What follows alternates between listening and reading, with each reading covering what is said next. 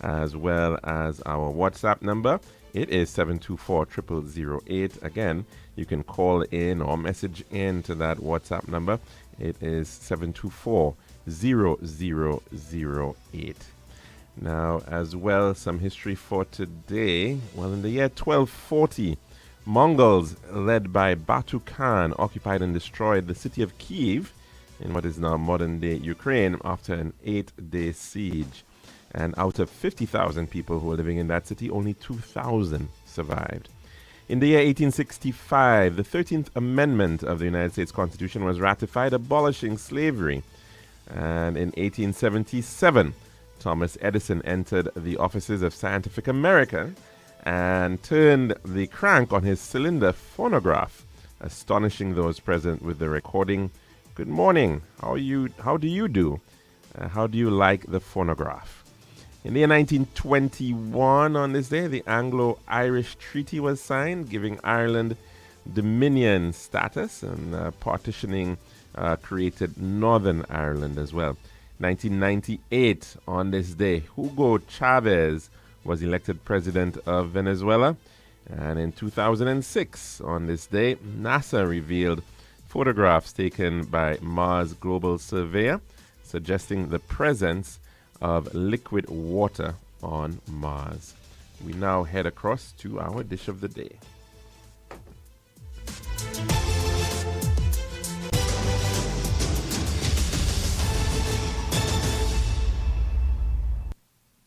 The daily dish is ready with the kind compliments of our good friends at Tiles Plus. Dropped thousands of... One tiles for your home, I see. Bathroom, kitchen, pantry. Need tiles for your balcony. Come down to Tiles Plus, satisfaction guarantee. Tiles Plus, Tiles Plus, Tiles Plus. Big tiles with unbeatable cost. Customer service, A+. With all kind of tiles, come down to Tiles Plus. We also got gasway and vanity. Box, doors, you'll see. Come down to my body, we got the best tiles on island. Trust me. We are located Lance Road in Castries, Bosses Brazil, and Slack Street in Beaufort. Telephone number 453-7939. Tiles Plus. Serving now, the Daily Dish. Well, some people are saying that yesterday in Essequibo, they were part of the Cooperative Republic of Guyana. And today, according to Venezuelan Nicolas Maduro, Venezuelan president, they in fact now are waking up as Venezuelans. Venezuela has declared that Essequibo is now a state of Venezuela, and lots of different claims being made, lots of appointments being made, of course all happening in Caracas and perhaps not really within the bounds of Essequibo.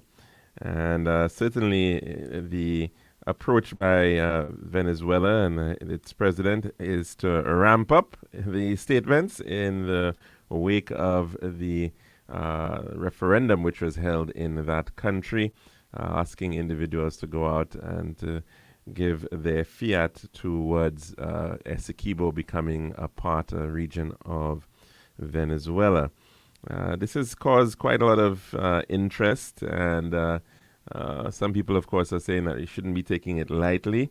There already are efforts at play in terms of Guyana ramping up its military preparedness. Suggestions that members of the U.S. Armed Forces are already on the ground, having conversations and discussions and planning regarding moving forward with this matter.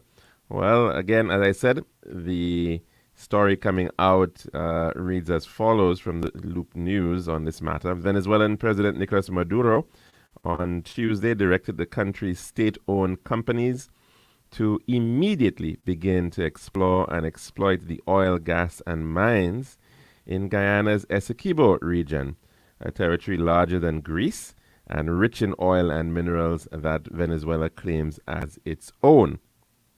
The announcement came a day after Maduro got the victory he sought in a weekend referendum on whether to claim sovereignty over the region.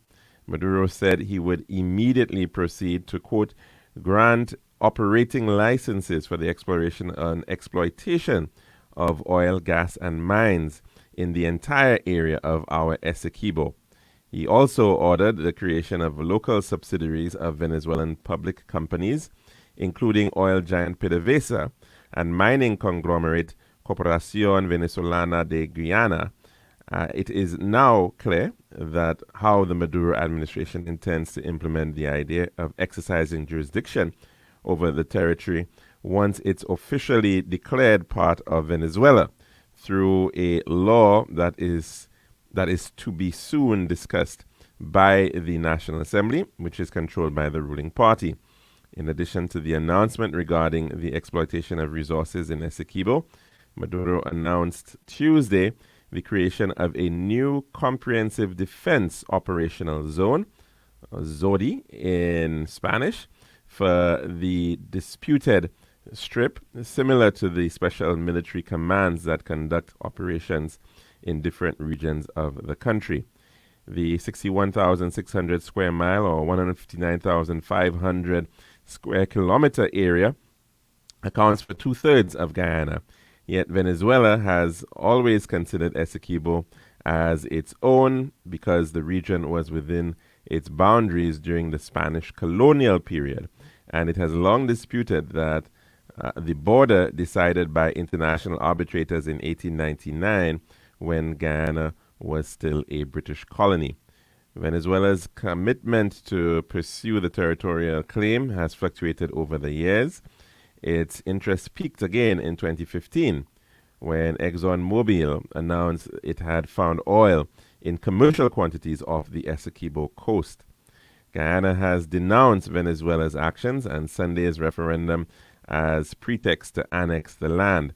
It had appealed to the International Court of Justice, the United Nations top court, which on Friday ordered Venezuela not to take any action to change the status quo until the panel can rule on the two countries' competing claims, which could take years. And so, of course, this matter has raised clear concerns, well, one can say across the board, at least certainly in Georgetown. And coming from President Dr. Irfan Ali, the president of Guyana, said the following. Tonight, President Maduro announced several measures which his government intends to take in enforcing the outcome of the referendum held on December 3rd, 2023. As I have made clear from the date the referendum was first announced, this is a direct threat to Guyana's territorial integrity, sovereignty, and political independence, and in violation of fundamental principles of international law enshrined in the UN and OAS charters. The measures announced are in blatant disregard of the order given by the International Court of Justice on December the 1st, 2023. Guyana views this as an imminent threat of its territorial integrity and will intensify precautionary measures to safeguard its territory. I have tonight spoken to the Secretary General of the United Nations and several leaders, alerting them of these dangerous developments and the desperate actions of President Maduro that fly in the face of international law and constitute a grave threat to international peace and security. Also, Guyana will tomorrow bring this matter to the United Nations Security Council for appropriate action to be taken by that body. Further, we have engaged CARICOM, the Organization of American States, the Commonwealth, and many of our bilateral partners, including the United States of America, Brazil, the United Kingdom, and France. The Guyana Defense Force is on full alert and has engaged its military counterparts, including the U.S. Southern Command. And that coming from the President of Guyana, as of course we continue to look towards this matter which has been developing and certainly is causing for a fair bit of concern, certainly for the people in the Essequibo region. There are 125,000 or so Guyanese or individuals who generally had Guyanese passports for that time, as well as no doubt of the population of Guyana, both within the territory and in its diaspora. And just to give you some sense as to the background regarding Guyana Essequibo, or Essequibo as it's known, as well, of course, has been mentioned, it's roughly 61,600 square miles of Guyana's 82,000 square miles west of the Essequibo River, that is administered and controlled by Guyana but claimed by Venezuela. The boundary dispute was inherited from the colonial powers, Spain in the case of Venezuela, and the Netherlands and the United Kingdom in the case of Guyana, and has been complicated by the independence of Guyana from the United Kingdom in 1966. In 1840, the British government commissioned German-born explorer and naturalist Robert Herman Schomburgk to survey British Guyana's boundaries. This survey resulted in what became known as the Schomburgk Line, which went well beyond the area of British occupation and gave British Guyana control of the mouth of the Orinoco River.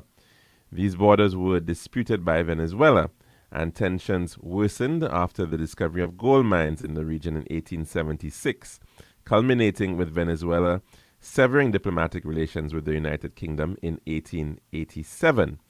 The United Kingdom and Venezuela went into arbitration with mediation from the United States, which resulted in the Paris Arbitral Award in 1899, ruled largely in favor of Britain. In 1949, a memorandum written by Severo Male Prevost, official secretary of the U.S.-Venezuela delegation in the arbitration, and published posthumously, stated that the arbitral award resulted from the pressure by the tribunal president, Friedrich Martins, and a political deal between Russia and Britain. Said memorandum led to complaints by Venezuela in the United Nations in 1962, which resulted in the Geneva Agreement signed with the United Kingdom in 1966. The status of the territory is subject to the Geneva Agreement, which was signed by the United Kingdom, Venezuela, and British Guyana on February 17, 1966. This treaty stipulates that the parties will agree to find a practical, peaceful, and satisfactory solution to the dispute. Should there be a stalemate, according to the treaty, the decision as to the means of settlement is to be referred to an appropriate international organ, or failing agreement on this point, to the Secretary General of the United Nations. The Secretary General referred the entire matter to the International Court of Justice. On 18 December 2020, the ICJ accepted the case submitted by Guyana to settle the dispute. Currently, Venezuela claims all of the land west of the Essequibo, which it referred to as Zona de Reclamación, or Zone in Reclamation. Historically, this did not include the tributaries of the Amazon River and the Pirara area, which were only ceded to British Guyana in 1904 during arbitration with Brazil. The northwestern border of Guyana Essequibo follows the 1905 border as established by the British-Venezuelan Mixed Boundary Commission in accordance with the arbitral award of 3rd October 1899. Venezuela currently seeks to abrogate the legal borders and currently agrees only to the Essequibo River boundary. The territory is divided by Guyana into 6 administrative regions: Barima-Waini, Cuyuni-Mazuruni, Pomeroon-Supinam, Potaro-Siparuni, Upper Takuto, Upper Essequibo, and Essequibo Islands, West Demerara. Venezuela often depicts it on a map as a striped region. And as mentioned, of course, a population of roughly 125,000 individuals. And before the arrival of European colonials, the Guianas were populated by scattered bands of native people. The Warao people are considered to be the first inhabitants of Guyana, followed by the Arawak and Carib people. The native tribes of the northern Amazon are most closely related to the natives of the Caribbean. Most evidence suggests that the Arawaks immigrated from the Orinoco and Essequibo River basins in Venezuela and Guyana into the northern islands and were then supplanted by more warlike tribes of Carib Indians who departed from these very same river valleys a few centuries later.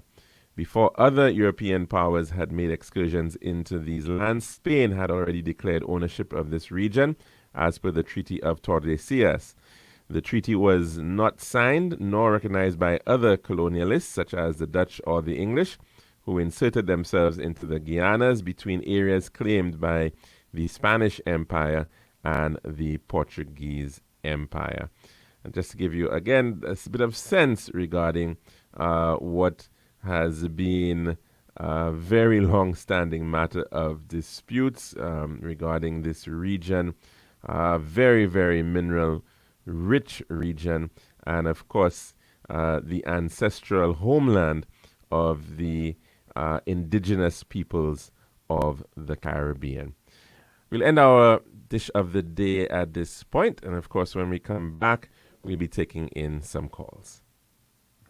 This has been The Daily Dish.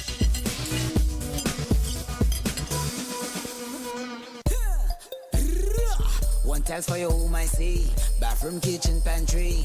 Need tiles for your balcony. Come down to Tiles Plus, satisfaction guarantee. Tiles Plus, Tiles Plus, Tiles Plus. Big tiles with unbeatable cost. Customer service, A plus. Need all kind of tiles. Come down to Tiles Plus. We also got gasway and vanity. Books, doors, you'll see.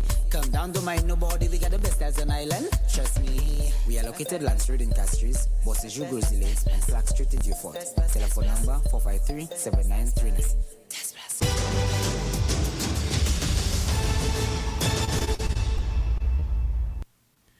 And welcome back to our program here at the Lunchroom on Radio Caribbean International. And if you'd like to call in to tell us what's on your plate today, the number to do so, it is 452-3046. Again, 452-3046, as well as our WhatsApp number. It is 724-0008. And of course, we have been hearing in our history for a very long time, the back and forth between powers claiming various areas in the Caribbean. St. Lucia, of course, that famous line of 7 times British, 7 times French. And of course, now we're seeing this issue of land and ownership of land and control of territory becoming again, very much important, and it would appear that a lot of it, of course, has not so much to do with the land itself, because we can well appreciate that Venezuela has lots and lots of land, it's a fairly large country by most standards, and that is not really what is at play. A lot of it has to do with the petrodollar, the desire to control oil and gas, and Guyana has already been put up there, I think, as the country with the second highest oil reserves per capita or per person, second only to that of Kuwait. And that's what's known thus far. These are the known reserves. That very well could continue to grow as there's additional exploration, and it is clearly raising the interest and the ire of the Venezuelan authorities at this time. Of course, Venezuela has the largest oil reserves in the world, proven oil reserves, and even at a time when we are speaking about, transitioning towards renewable energy and the shift towards clean, green, production systems, that's what the future is supposed to be. Yes, that may be so, but oil and gas is still very likely to be very dominant in terms of the world's energy supply for a very, very, very long time to come. Some believe that it may have peaked or it will peak soon, but all indications are, although it may peak, the actual decline is going to take a very long time. And so people in the business of oil and gas still have quite a lot to look towards. And certainly in our hemisphere, which finds itself sharing a hemisphere, of course, with the world's largest economy, that of the United States of America, having oil and gas, having energy supplies, the likes of what Venezuela and Guyana enjoy, will certainly be of great interest to everybody in the region. So it is a very important matter. It is certainly something that could potentially play out, but as to how much support really and truly and how far Venezuela would really go in this matter, it has left to be seen. Yes, statements being made by Venezuelan president, indication that he's even appointed a major general in the armed forces in Venezuela to be the new governor of the Essequibo state. Lots of statements being made about exploration, but as to what actually happens on the ground, that is certainly could very well be a completely different situation. And it could very well be that Essequibo will pretty much remain a bit of a ghost state, if anything at all. What is even far more important, perhaps, is not even the land itself, but really the waters, the exclusive economic zone that borders the Essequibo region. That is really where we're seeing a lot of interest at this point in time, a lot of interest in petrochemicals, and that, I think, is really the critical matter at hand regarding this current situation with Venezuela and Guyana. Of course, the Caribbean community has come out very strongly in support of Guyana, and of course, yes, there has been long-standing relations with diplomatic relations with Venezuela, but certainly the even stronger diplomatic and cultural affinity that exists between Caribbean community member states it certainly will trump and surpass other relationships, and that is certainly very much evident at this time. Of course, even in Trinidad and Tobago, which has been engaging in some efforts to cooperate with Venezuela on the matter of exploiting gas resources in the Gulf of Paria, which find themselves in Venezuelan waters, and utilizing Trinidad's capacity to be able to put forward this and export LNG. That is likely to continue, but certainly the Trinidad and Tobago government has in fact given its clear support in this matter with that of Guyana. So we will, of course, have to wait and see how and what a new day brings as to whether this might very well just be grandstanding. We'll have to wait and get a sense soon enough as to whether there will actually be any physical movements on the part of Venezuela to, in fact, claim or physically move into the Essequibo region. As has been mentioned, of course, this is a region that is very, very sparsely populated. I mean, Guyana on a whole is sparsely populated, but this region is certainly even more sparsely populated than the eastern part of out of Guyana, where you've got a lot more settlement. Georgetown, of course, the capital, and of course going all the way down the coast towards the Corentyne River and New Amsterdam. And that's generally where the bulk of the Guyanese population is centered along that coastal strip, heavily developed in terms of agriculture, rice production and sugar production. But the regions west of the Essequibo, certainly vast areas there as well. Lots of the Pomeroon region, lots of coconut production and other agricultural production. But beyond that, it's a lot of forest, a lot of undeveloped land, and of course, as I have indicated, the sea is where it is at regarding the great interest at this time, with lots of companies interested in getting what's under that seabed. So we're due for our weather report at this time, as it is 1:30. So we're going to take this in, and when we come back, we will continue with our program.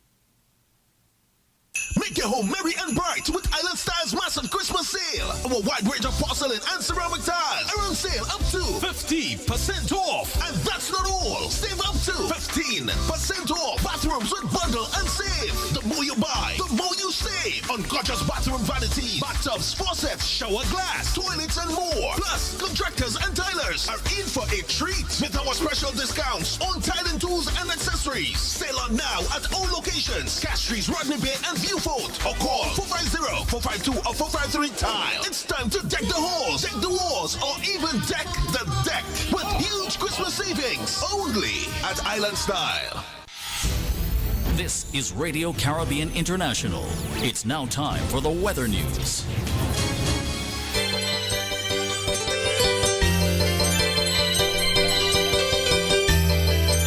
So of course, on the 1.1, it's now time for the weather report as of 12 noon today, presented by Island Style Talent Bell.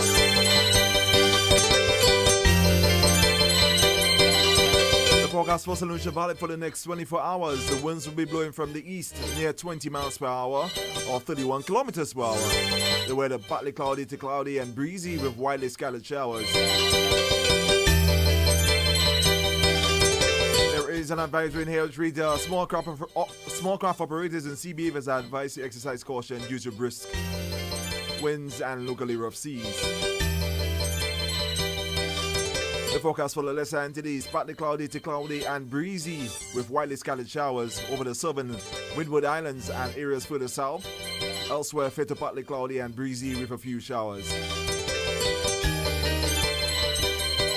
Weather summary: the Atlantic high pressure system will continue to generate moderate to brisk easterly winds and locally rough seas across the eastern Caribbean region during the next few days.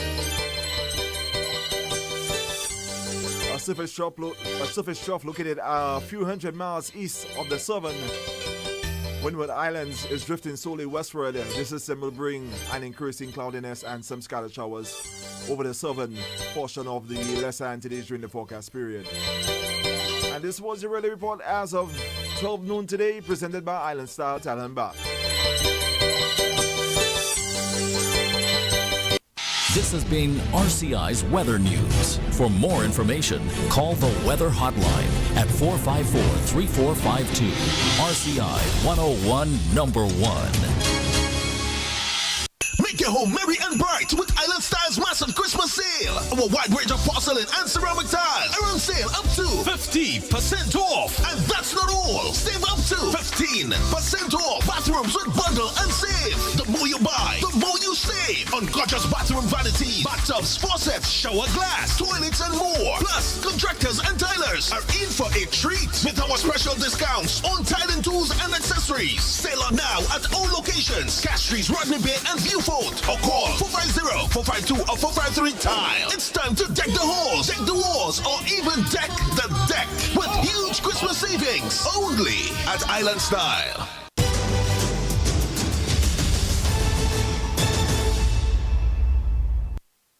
And welcome back to the Lunchroom here at Radio Caribbean International. Of course, the number to call in to tell us what's on your plate today, it is 452-3046. Again, 452-3046, as well as our WhatsApp number. It is 724-0008. Good afternoon and welcome to the Lunchroom. What's on your plate today? Mr. George. How are you doing, sir? Not too bad.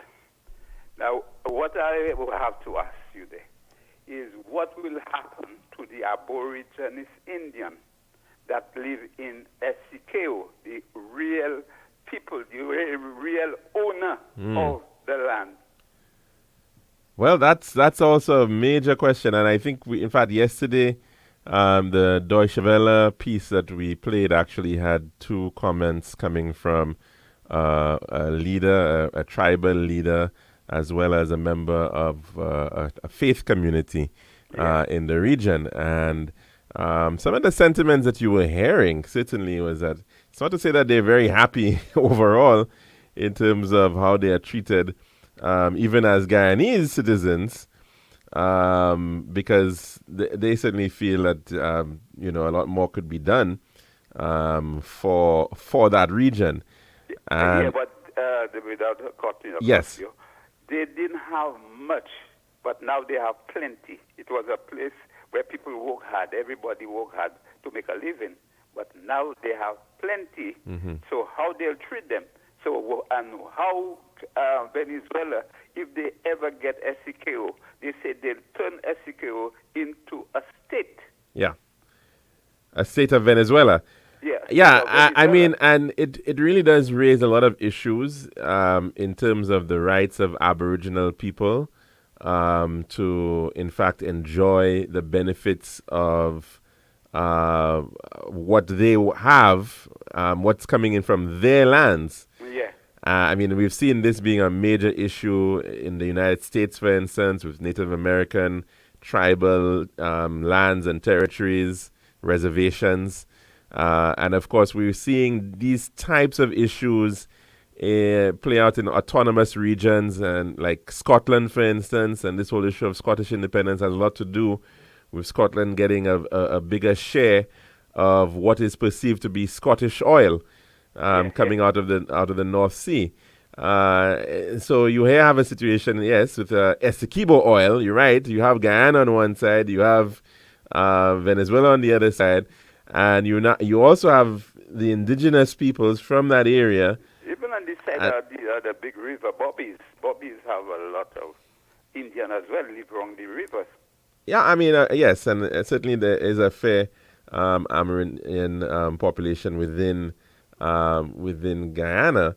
But I think that population is still very much very rural, very still some of them are living very traditional lifestyles as well.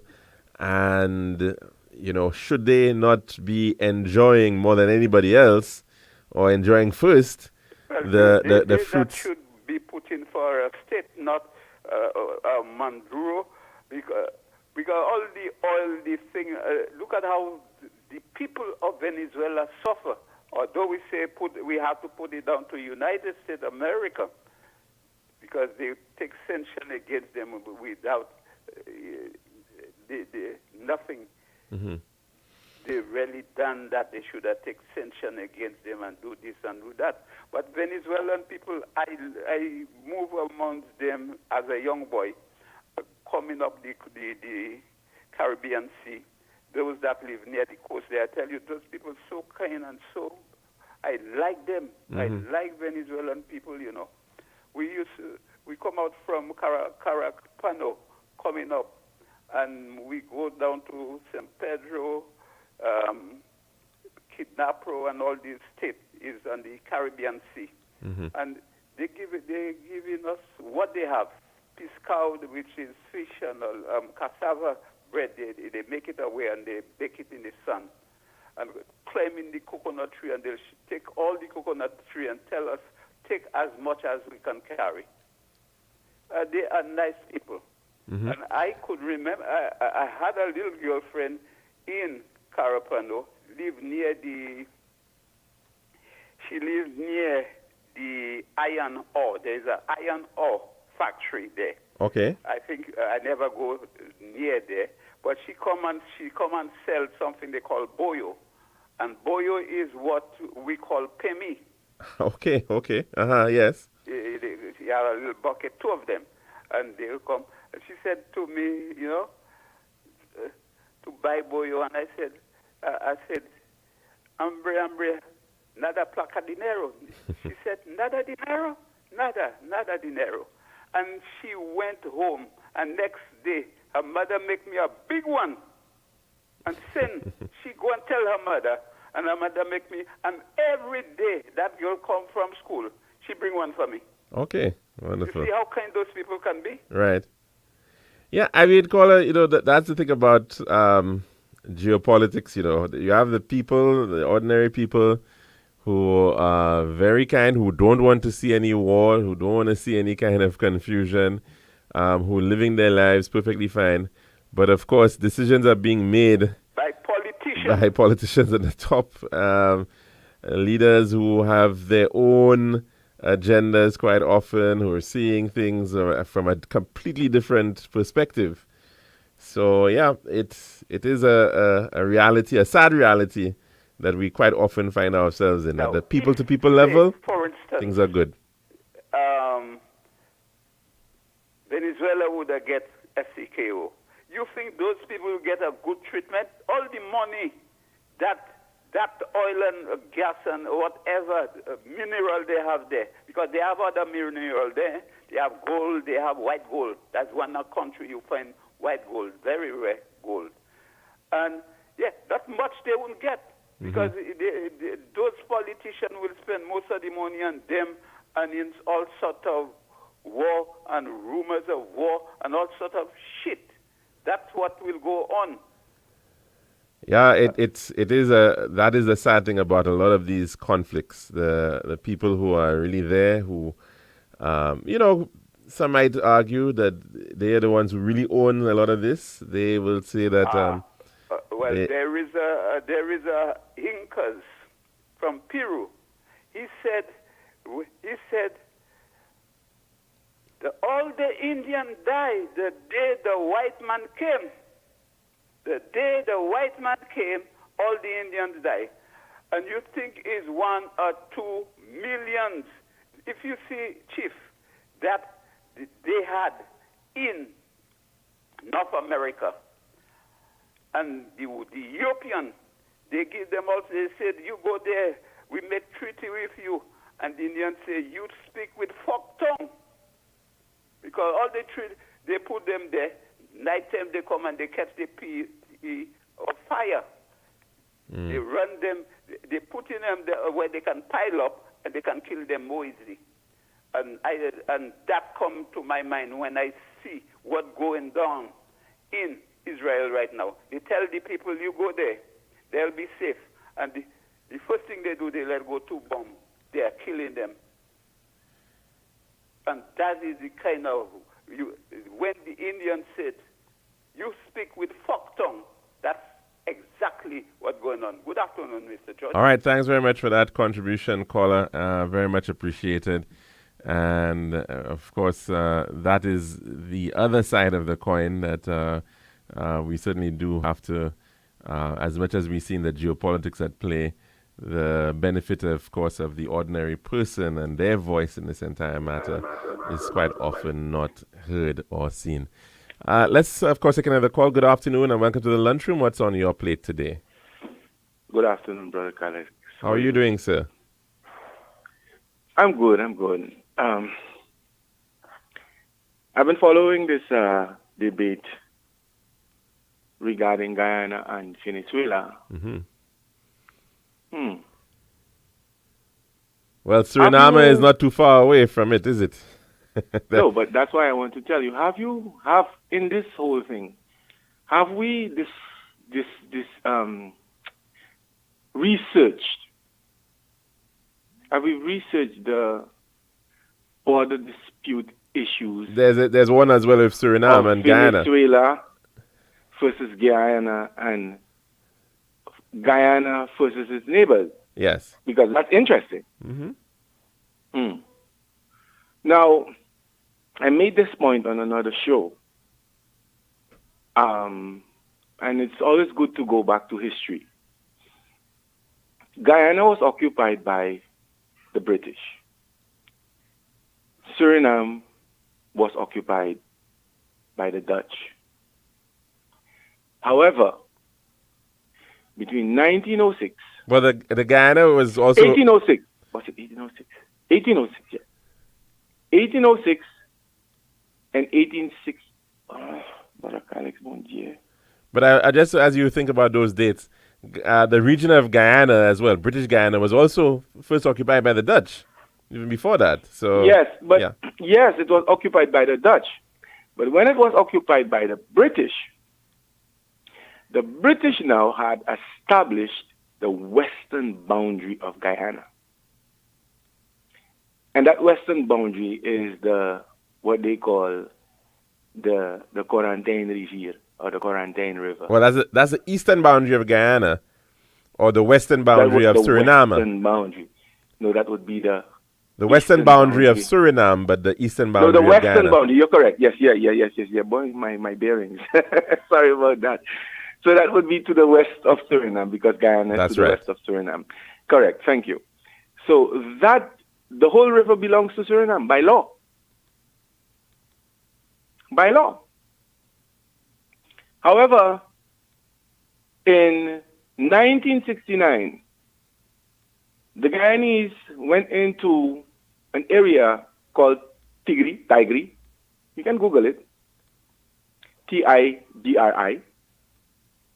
Tigri area, Suriname, Guyana. And they chased the inhabitants there and they established a military base there. And up to this date, that area is before the International Tribunal. And on the map of Guyana, it is being shown as if it belongs to Guyana. Now, that's one. Guyana invaded that territory was established between 1806 and 1816. That boundary was established by the British Crown. And at that time, Guyana was under the influence of the British. Now, in 1968, the Guyanese invaded that territory, and up to this day, it is occupied by them. Let us not forget, in recent history, as far as the 90s going into the early millennium, whereby we had that big roro between Suriname and Guyana, because the Suriname military had to escort ExxonMobil out of the Suriname maritime areas because they were drilling waters on behalf of Guyana. So when we're having this discussion, and that's why I sent you a message early on asking if the Caribbean is supporting Guyana, I wondered if Suriname is also included on that list. Because up to 2019 and 90 to 2000, there was a dispute between Guyana and Suriname. Some of us who can remember will remember. And it had to do with oil. So when we're looking at the disputes in the region, we have to look at it from a historical perspective and look at does Venezuela, and I'm not saying that Venezuela is correct, I'm saying that Guyana is correct, but I'm saying this is an area whereby, as especially through the discovery of oil since the 70s, 1970s, 80s, 1990s, that we are seeing border disputes, even maritime disputes between these countries. So when we're looking at it, we have to look at it from a holistic perspective, and that's why I'm saying when we're saying that the Caribbean region came in support of Guyana, I really wonder if Suriname is on that list, because Suriname too has its border disputes with Guyana. Yes, you're very correct about that. Not too sure. I will have to verify if there has been a express statement made by the Surinamese government itself on the matter. But I mean, you're very correct that these issues, they do need resolution. And some people may argue, well, this matter of borders to begin with, how much should we really be pushing for those to be addressed, or whether we should be looking for more cooperation.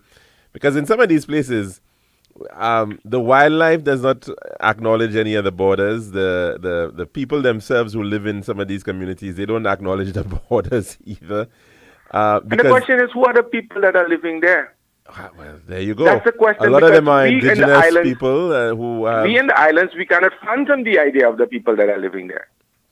Yeah. The people that are living there are living in traditional ways. Very much so. These are people that are living deep into the Amazon. Yeah, yeah.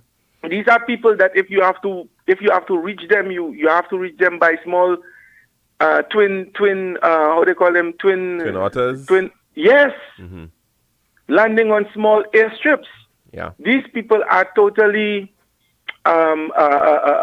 removed from normal civilization. When you have these people of discovery channels and everything going and do research in the Amazon and going to meet the indigenous people, those are these people that they visit. So when we're talking about border dispute issues, we have to look at the border dispute issues within the Guyanas, and then you will notice that the French Guyanas, that is established. The French have established them, what is theirs. But when it relates to the Dutch, the British Guyanese, and now you have Venezuela, the Spanish, it's a totally different story. And you see, the thing about it, when I'm looking at it, the border dispute issues between Guyana and Venezuela, boy, Venezuela is taking almost all Guyana. If you look at them, there's no more. Guyana becomes a strip. Yeah, that's right. Pretty much. Guyana becomes just a strip. And that is because of the minerals within that region. And that calls on us. John Compton had a ideology of turning the whole region into one, just as they did in Europe. You understand? And the earliest we come through that, and we utilize the Guyanas, meaning Suriname and Guyana itself, as our breadbasket, and then we can say that, we're starting to develop our region. Because let me tell you, these two places, the Guyanas are rich, and rich in almost everything that you can imagine. I'll leave it at that today. All right, thanks very much for that, Alex. caller. Thanks. Much Bye-bye. appreciated. And then, of course, even as we speak about, this issue of wealth, even so, there is that other aspect of the multilaterals, the multinational companies, who, of course, are rather pervasive in extracting wealth out of countries, and they do so all around the world. And that's of course, as well, the other side to this entire matter. Venezuela would probably argue that they are more interested in sharing wealth in a more cooperative approach, a more socialist approach towards gaining of this wealth and sharing it. And maybe so. But then, of course, we still at the same time have to appreciate that here is a country, a sovereign country that has certain areas which is considered its own for a very long time, and it's making use of it now, albeit, of course, it's doing so through the presence of multinational companies, these large oil and gas companies. And of course, has been that big conversation as well as to whether Guyana is getting its fair share of the wealth that is in fact being extracted in the name of Guyana. So that's another matter that certainly has to be looked at. And this is why it's one thing to be dealing with this great boom in terms of a resource boom such as what Guyana is experiencing right now. But we can clearly see that it comes with a lot of issues. It certainly comes with issues of territorial dispute. It comes with issues of who has rights to what. We've seen this play out in places like Nigeria, for instance, the whole Nigerian civil war and the Biafra region and the regions of the Niger River Delta, where, of course, lots of conflict came out there because individuals felt that they were not benefiting from the resources that were coming from their state or from their region. And quite often countries will are formed as a result of this type of approach. So there has to be balanced development when these situations come to the fore to ensure that individuals are all benefiting and benefiting fairly, of course, when wealth becomes present, because otherwise you're going to end up with internal strife, internal conflict. It can then become highly divisive. We've seen a country, again, like Nigeria, where there's been resources like oil available for quite some time being extracted. And people will ask, well, has that really been fairly apportioned? Has it been spread? Is the average person benefiting to the extent that they should?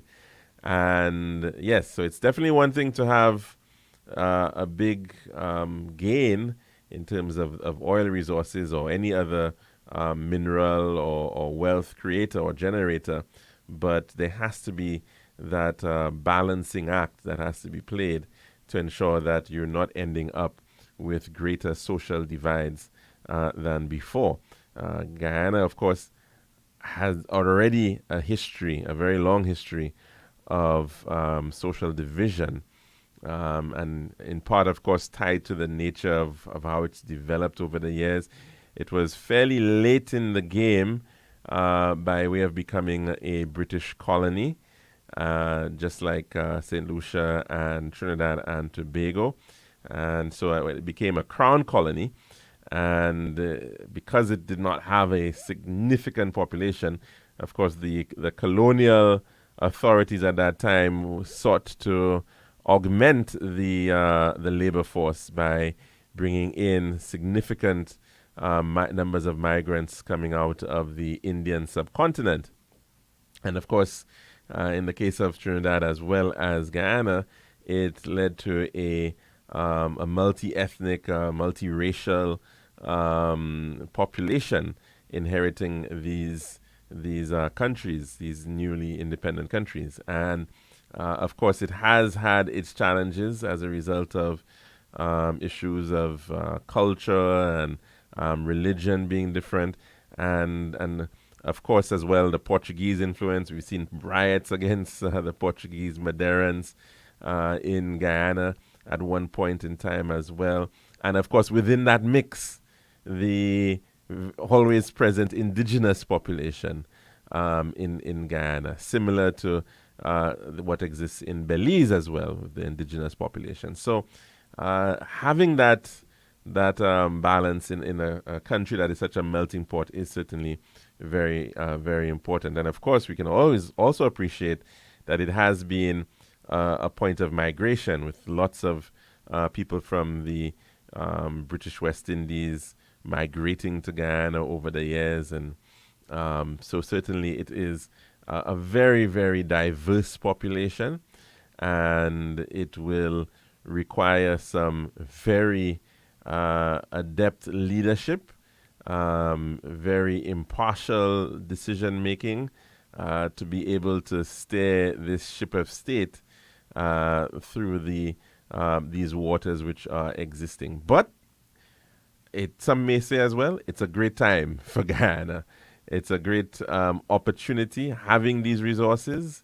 It's a better situation to have an abundance and to try to ensure that that abundance is being well divided. It's a good problem to have in the case of many leaders right now. And of course, it is to ensure that the decision making is sound, and the investments that are being made are sustainable investments, investments that will continue to place this country in a position to see beyond the potential 40, 50, 60 years of oil wealth that may come out of this. And let's hope that that is certainly what we're going to see. And investments in technology, investments in education and healthcare, investments in infrastructure that will support a green revolution. Right now, for instance, a lot of the smelting of aluminium, that is done. Bauxite comes out of Guyana. It's headed up to Canada. And it's heading there so that it can benefit from the cheap hydropower that is available in Canada. And that's clearly an opportunity that Guyana has. It has lots of rivers, lots of hydropower as well, potential for that. But of course, it needs the infrastructure to be able to get that going. And so it is certainly a wonderful time for Guyana. And we do hope that there'll be more growth and substantial, sustainable growth, inclusive growth for this country to the benefit of Guyana, but of course as well to the benefit of the entire region, no doubt about it. That's our program for today here at the Lunchroom. We'll be back again tomorrow, God willing, for another program. Hope you can join us for that. I'm your host, Calix George Jr., saying goodbye.